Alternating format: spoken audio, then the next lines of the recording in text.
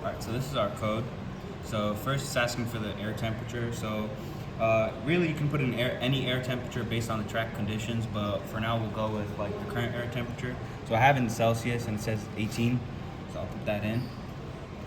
And now it's asking for the air pressure in pascals. And it says that it's 101 kilopascals, so just multiply that by 1,000. Alright, and now it's saying how many NACA airfoils would you like to compare? And NACA is like a standard that was made by like the government and stuff back in the time of like the space age. So we can put in, let's say we want 3 of them. Okay, and the first one, let's do NACA 1414. Yes, we are 1421. Okay, next one we can go is 2412, and the next one we can do is 4412. All right, so those are like just some standards. Like 2412 is really commonly used. All right, and this is like how much fuel do you want to run for the lap? Because like when you're testing a car, at the beginning of the race you're gonna have a lot of fuel, but towards the tail end you're gonna have less fuel, right? And this app can simulate for all kinds of different situations. So let's say we want like minimal fuel, 5 kilograms, right? Okay, and then it's saying, do you want wet conditions on the track or dry conditions? So yeah, that'll really change the performance of the car. So we can go with dry. And then it's saying soft, medium, or hard tires. So that really is like how hard the tires are, and that determines how much grip they have. So we'll go with soft tires, like slick tires. All right, and then time step.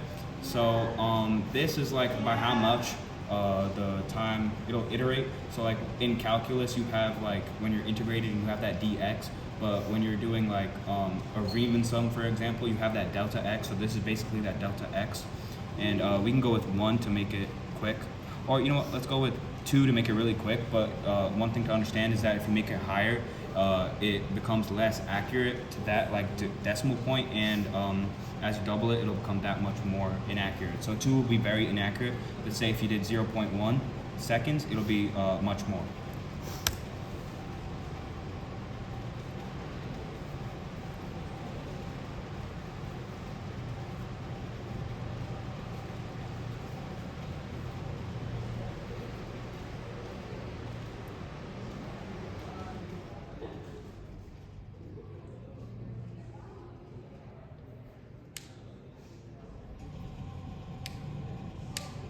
So the code takes into account deceleration that is required to go into the turns, and like the maximum acceleration of the car, and track conditions, and the horsepower, and the changing mass as you move along.